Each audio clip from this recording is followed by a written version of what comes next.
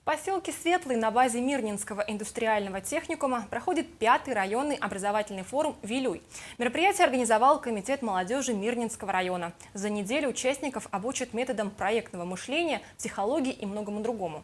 На открытии форума побывала и наша съемочная группа. Сегодня форум «Вилюй» – образовательная площадка, которую знают многие ведущие преподаватели в России.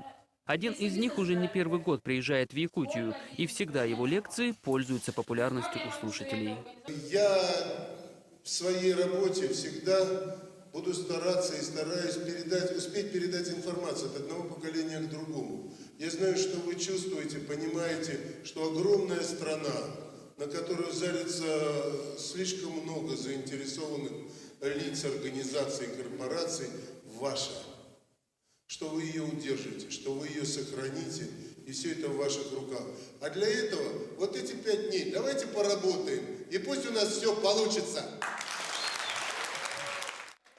Трое преподавателей работают по разным направлениям. Проектное мышление, духовно-нравственное и патриотическое воспитание, основы лидерства и публичных выступлений. Все это поможет молодым людям почувствовать себя увереннее, раскрыть свой внутренний потенциал и точно определить свой путь в этом сложном мире. Мероприятие собрало около 70 участников со всей Западной Якутии. В результате форум из районного плавно перешел в разряд региональных. 5 лет для такой площадки, как образовательный форум «Вилюй», наверное, достаточно для того, чтобы сделать первые итоги, оценки, понять, как дальше развиваться. И я надеюсь, что и наш комитет по делам молодежи, и Союз молодежных организаций это сделают.